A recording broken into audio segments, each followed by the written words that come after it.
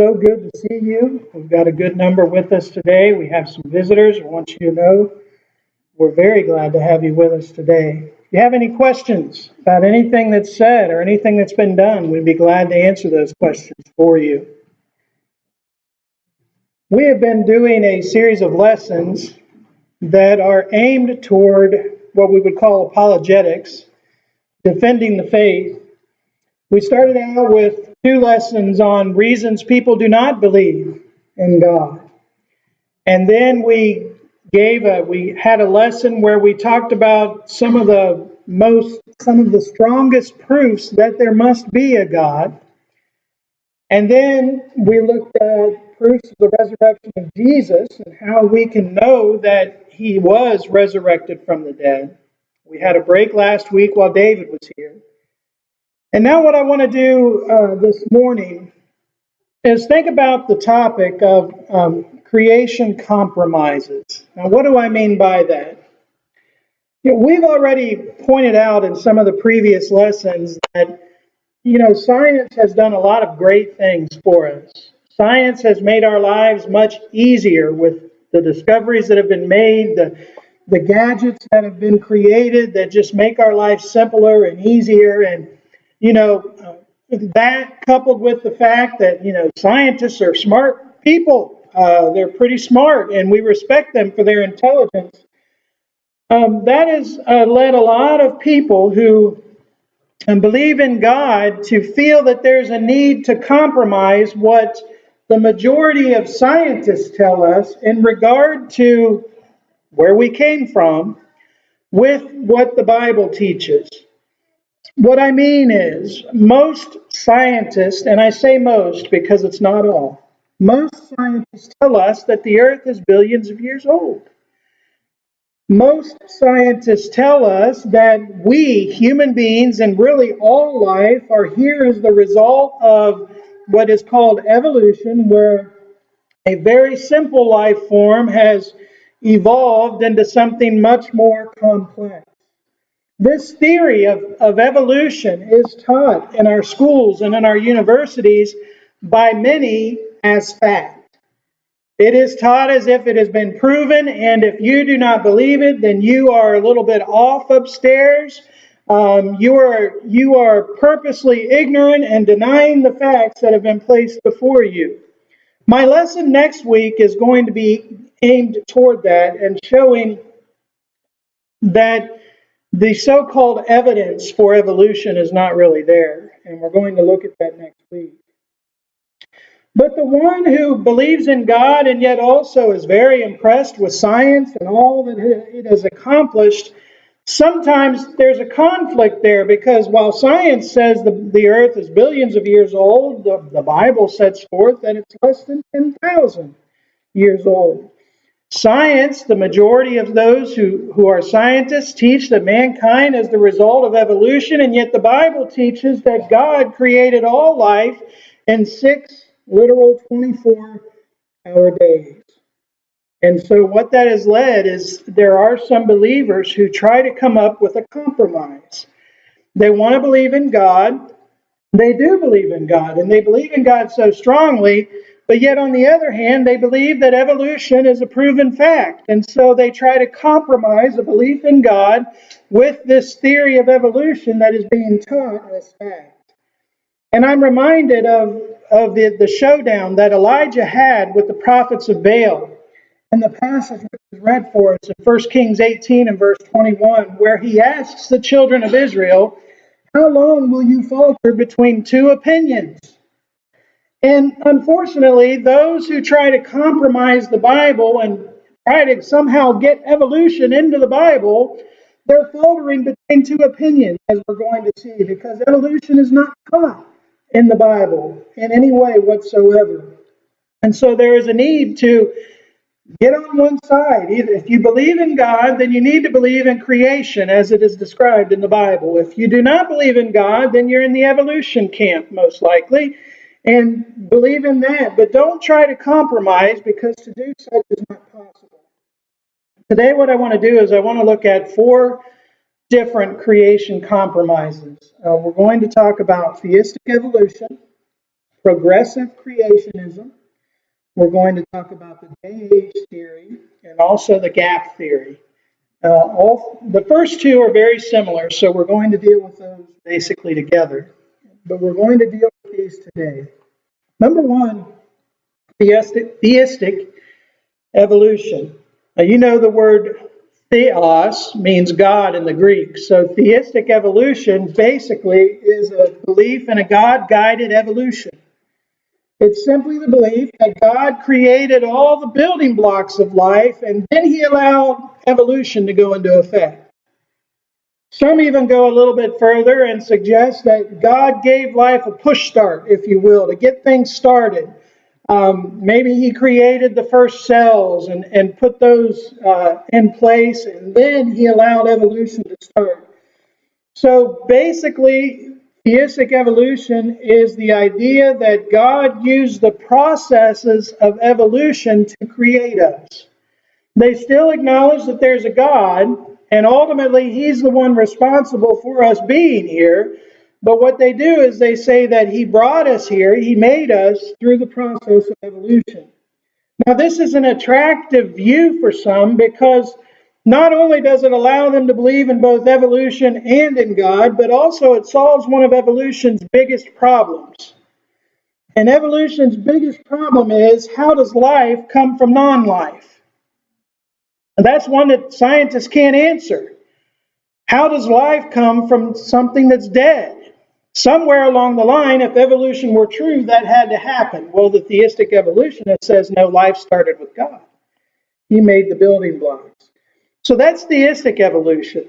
Number two, progressive creationism. Again, it's very similar to theistic evolution. But this adds to it the idea that God helped evolution along by using his creative powers to help evolution cross certain thresholds. God used his creative ability to make jumps, and that's one of our criticisms against evolution, is that there's no transitional form. We're going to talk about that next week. Where's the one that's half monkey, half man? We don't have those. Well, they say, God made the jump from monkey to man, if you will. I have a quote here by a man named David Heiser. He says, whereas theistic evolutionists declare that all of evolution is true but divinely directed, progressive creationists counter that God performed creative acts along the way. And thus evolution did not produce all forms of life. That is, certain forms were created, then changed or evolved, but they could not go the whole way. Therefore, the Lord had to create again, and so repeated his creative acts. The Lord had to lift animals over a threshold, as it were, so that they could start evolving again in more diversification. So as the name implies, progressive creationism, it's the idea that the creative works of God work together with evolution, and that is progressively creating more and more complex life from the simpler. So it's the idea that God stepped in at certain times and helped evolution along. Now, as we think about this and whether or not it's, that's something that a Christian should believe, we need to understand, and you need to grasp this, that in order to hold that view that God used evolution to create us, I say this tongue in cheek, you might as well open up your Bible and find Genesis chapter 1 and chapter 2 and just rip those pages out of your Bible if you want to believe that. In order to hold that view, you have to view Genesis 1 and Genesis 2 as myth.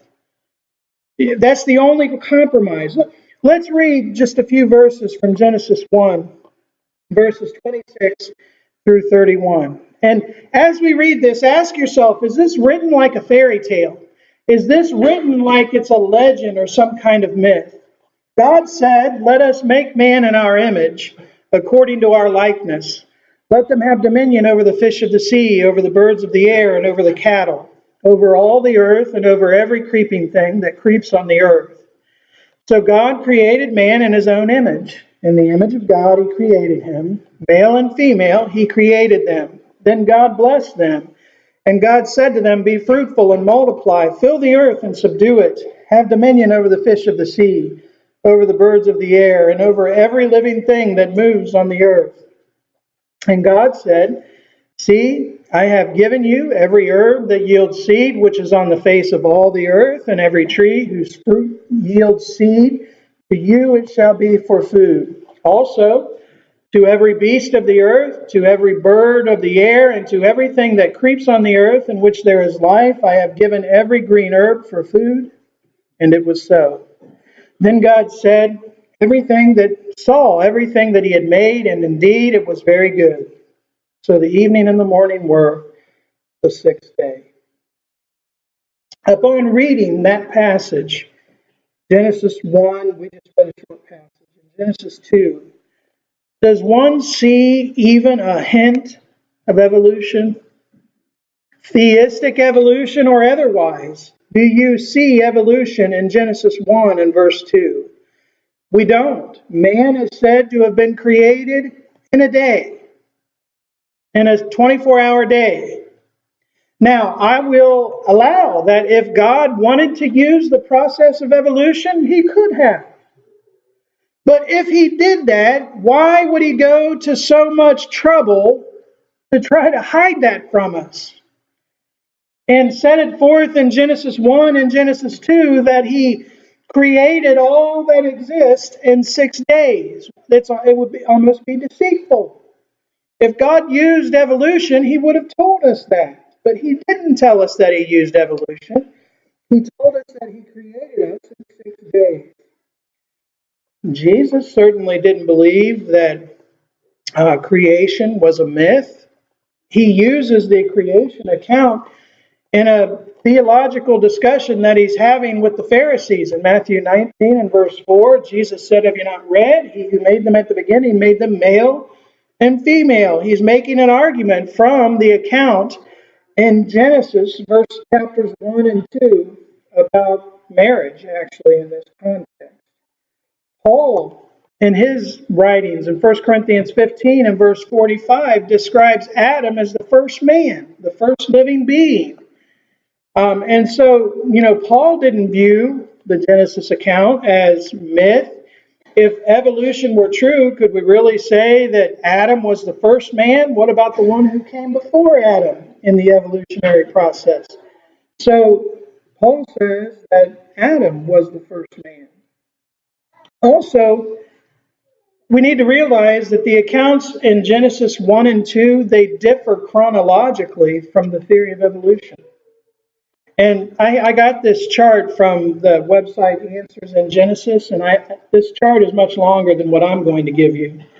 They have many more facts, but here are some of the examples. Evolution teaches that the sun existed before the earth, but yet the Bible teaches that earth existed before the sun. Say light was made on day 1, yeah, but the sun wasn't made till day 4. So the earth existed before the sun. Evolution teaches that dry land existed before the sea, whereas the Bible teaches that the seas existed before the dry land. Dry land didn't come until day 3 in the creation account. Evolution teaches that there was atmosphere before the sea, but again, the scriptures teach that the sea existed before the atmosphere. Evolution teaches that the stars existed before the earth came into existence, but yet the Bible teaches that the earth was made before the stars. The stars didn't come until day 4 of the creation account. Evolution teaches that sea creatures existed before plants, land plants, and whereas the Bible says that land plants existed before sea creatures. Again, day 3 for the plants, and actually it was day 5 before sea creatures were created. Land animals before trees. Again, evolution teaches that, but the Bible teaches trees before land animals. Evolution teaches reptiles before birds. The Bible teaches birds before reptiles. And this chart, again, there's like 30 things listed on this chart. They're contradictions. Those who want to believe in theistic evolution, again, you have to basically concede then that Genesis 1 and Genesis 2 is just myth. And it's not accurate because evolution teaches a different chronology altogether than what the biblical account in Genesis teaches in regard to creation. So it's a compromise, but it's a compromise that is just wishful thinking. You can't really believe that God used evolution to bring us into this world. Okay, point number 2 is called the day-age theory. What is the day-age theory? This basically teaches that the days of creation that we read about in Genesis 1 and 2, that they were not literal 24-hour days, but rather they were eons of time. Okay, so the argument is that the Hebrew word for day, it's yom in the Hebrew. The argument is that that word can mean a 24-hour day, or that it can mean a much longer time, that it can mean an indefinite period of time. And so I'll say that, when I was a very young man in high school, this was my compromise, okay? I held to this theory because I didn't know any better, but I thought, okay, evolution's true. I believed in God, though, so maybe the days of Genesis weren't literal 24-hour days, and that's how I compromised. God used evolution in my mind, but it was over 6 eons of time. Well, how do we answer this argument, the day-age theory? The answer is that the Hebrew word for day, again, it's yom, and the basic definition is day, or opposite of night, or 24-hour day. Now, it can sometimes be used to mean a longer period. Henry Morris, who's done a lot of writing on the topic of apologetics, he wrote the following. There is no doubt that yom can be used to express time in a general sense. In fact, it's actually translated as time in the King James translation 65 times. On the other hand, it is translated as day almost 1,200 times. Whenever the writer really intended to convey the idea of a very long duration of time, he normally used some such word as olam, meaning age or long time, or else attached to yom an adjective such as rab, meaning long, so that the two words together, yom rab, then meant long time. Okay? Going on, he says, but yom by itself can apparently never be proved in one single case to require the meaning of a long period of time, and certainly no usage which would suggest a geologic age. So what's he saying there? First of all, he's saying there is a different word for age, okay? So God could have used a different word in Genesis 1 and Genesis 2 in regard to the days if he wanted us to think that. And second of all, the argument is that yom can sometimes mean age or just a period of time, and he acknowledges that sometimes it does, but when you just have the word yom by itself, and especially if a number is attached to it, which wasn't in his writing, but it's something I've read, when a number is attached to yom, like first day, second day, third day, it's never been shown to be a long period of time. It's always a reference to a 24-hour period of time. Now, here's another quote that I think is very good from a man named Fields. He says, perhaps the most telling argument against the day-age theory is, what else could God say to convey the idea that the days of creation were literal days? He used the only terms available to him to communicate that idea. There was a word, on the other hand, which Moses could have used had he wanted to signify ages or vast periods of time. He could have used the word door, which has that very meaning, but instead he used the word day. And we think the reason he did this is very obvious to the unbiased reader. He wanted to tell his readers that all of creation took place in 6 literal 24-hour days. So the argument's very sound. You know, if God wanted to say it was created in 6 24-hour days, what word would he have used? He would have used yom. That's the Hebrew word for day. Why wouldn't, if he wanted to signify ages, he could have used different words, or he could have just modified the word yom. So again, it's the idea that you have to be biased in order. You want it to mean age in order to make that Genesis 1 and 2 mean great lengths of time, the days to mean great lengths of time. And especially when you consider that Moses told us what a day was. In Genesis 1 and verse 5, so the evening and the morning were the first day. What was a day, Moses? Evening and morning, a 24-hour period of time. Another question that needs to be asked, and that is that, okay, if the days of Genesis 1 were actually eons of time, many, many years, thousands of years, what does the word years mean in verse 14? In verse 14, God mentions days and years. Well, if days means eons, what does the word years mean? It becomes useless, really. If days means years, why use a different word for years? Another question that needs to be asked is that if the days of Genesis 1 were actually eons of time, how did plant life survive from day 3 to 4?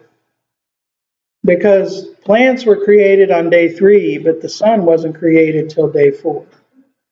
So you would have plants having to exist for thousands and thousands or even millions of years with no sun to give them light to grow. And then finally, another argument along this line is Exodus chapter 20, verses 9 through 11. And that is that if the days of Genesis 1 are actually eons, how long were the children of Israel to refrain from work? Look at Exodus 20, 9 through 11. Here, God's saying to Moses, 6 days you shall labor and do all your work, but the 7th day is the Sabbath of the Lord your God. In it you shall do no work, you, nor your son, nor your daughter, nor your male servant, nor your female servant, nor your cattle, nor your stranger who is within your gates. For in 6 days the Lord made the heavens and the earth, the sea and all that is in them, and rested the 7th day. Therefore the Lord blessed the Sabbath day and hallowed it. So again, the idea is if the days of Genesis 1 were eons, does that mean that God is telling the children of Israel that they can rest for an eon? When they keep their Sabbath? Obviously, here in Exodus 20, 9 through 11, the word day means a 24-hour day. It's easy to see, easy to grasp that. And here it is saying that the earth was created in 6 literal 24-hour days. So is the day-age theory practical? No, not really. Again, it goes against the teachings of the Bible. Now, this last one I want to deal with is called the gap theory. And basically, when we think about the gap theory tries to, again, make the earth billions of years old and allow time for evolution by inserting that needed time between verses 1 and 2 of Genesis chapter 1. In the beginning, God created the heavens and the earth. Billions of years. Then the earth was without form and void, and darkness was on the face of the deep, and the Spirit of God was hovering over the face of the waters. It's called the gap theory because they believe there's a big gap of time between the first 2 verses of Genesis 1. And here's why they say that. It's argued that the earth was first created in Genesis 1 and verse 1, and that was billions of years ago, they say. And they say that the word created in verse 1 is the Hebrew word bara, which means to create, ex nihilo, which means out of nothing. So the word for create in verse 1 means God created the heavens and the earth out of nothing. And then they say, though, that on down in verse 7, the word is no longer bara, but rather asa, which means to make or recreate. It doesn't have that idea of making it out of nothing. So it's said that really those verses should read, verse 2 should read, the earth became without form and void. And there's only one reason to want it to mean that. That is, you're wanting to believe that there was some kind of time gap between those verses. Their idea is that some kind of catastrophe occurred between verse 1 and verse 2 of Genesis chapter 1. And they believe, and that catastrophe ruined the earth to the extent that God had to make it again, remake it. And they believe that what caused this catastrophe was Satan's rebellion against God. Okay, that's generally what's taught. Did Satan rebel against God? Yes, the scriptures do teach that. Okay, but they believe that that is what caused this catastrophe. God created the heavens and the earth. The devil ruined it, and then billions of years later, God recreated it. So basically, again, they believe that God created the earth. There was a catastrophe, then He recreated it. Many of these people believe that when He first created the earth, in verse 1, that's where you would have humans, but also cavemen and dinosaurs and all of that during that verse 1. So how do we refute that? Is there a big gap of time between verses 1 and 2 that allows the earth to be billions of years old? And this, I hope it doesn't get too technical, but it comes down to the meaning of those two words, to create or to make, bara and asa, okay?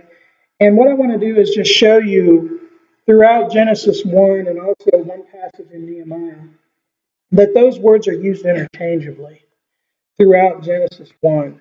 In Genesis 1 and verse 21, it says, so God created, that's bara, great sea creatures and every living thing that moves.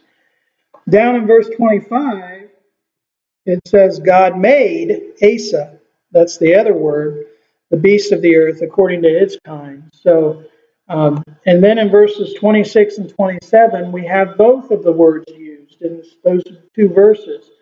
God said, let us make man, that's Asa, which means to make or recreate. But then in verse 27, it says God created man, bara.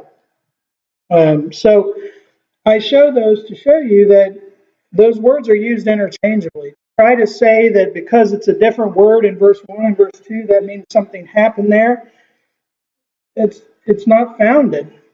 And also in Nehemiah 9, when Nehemiah is praying to God, he says in Nehemiah 9:6, you have made heavens, the heaven of heavens, with all their host. So he uses the word made in regard to the heavens, not the word bara, just to show that they're used interchangeably.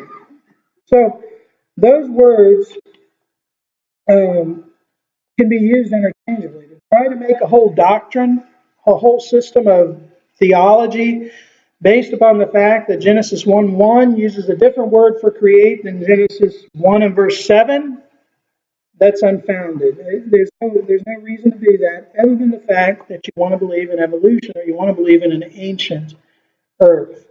Another way to disprove this is that, there's no biblical evidence that Satan's rebellion took place on the earth, or that his rebellion caused any kind of visible manifestations on the earth whatsoever. Again, that's all fantasy. There was a rebellion, yes. He was cast out of heaven, but there's nothing to suggest that there were consequences on the earth for that. Another thing to consider is in Genesis 1 and verse 31, it says God saw everything that He had made, and indeed it was very good. Now, if the gap theory is true, then that would mean that sin already existed in the world, that death already existed in the world, because this earth is billions of years old and man's been around, for all that time or whatever. And so death would exist in the world, sin would exist in the world, and how could God look at it then and say it's very good? And again, we come back to Exodus 20 and verse 11 that states very plainly that the earth was created in 6 literal 24-hour days, because he uses that to guide the children of Israel in the observance of the Sabbath day. So Exodus 20, 9 through 11, remember that one. That verse is very important. When you come across people who say, well, the days of Genesis 1 weren't 24-hour days, or they might say, well, there's a big gap of time there. God made the earth, then he had to remake it. Look at Exodus 20, 9 through 11, and point out that says that everything that was made in 6 days by God, and then he rested on the 7th day. So these are four compromises, if you will, that people try to make in order to hold on to this doctrine of evolution, this doctrine of an ancient earth that allows time for evolution to occur. But really, when you get right down to it, they're compromises that the faithful Christian cannot make, because to do such, you basically have to concede that the Bible is just myth. And unfortunately, there are some who call themselves Christian, though, who do that.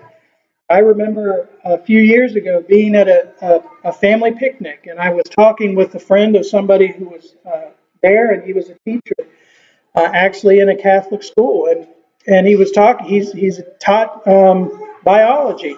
I asked, "What do you teach?" I thought, this is a Catholic school. They call themselves Christian. They taught evolution. I said, "Well, how do you explain Genesis 1 and Genesis 2? They're myth. We teach them as myth." And so many who call themselves Christian do view Genesis 1 and 2 as myth, but evolution and creation just don't coincide. If you believe in one, you can't believe in the other. So again, this has been more of an educational type lesson, something to equip you when maybe there are doubts in your mind. Maybe you thought some of these things, and hopefully this lesson has helped. And maybe it'll hopefully help you if you ever talk with somebody who holds some of these views.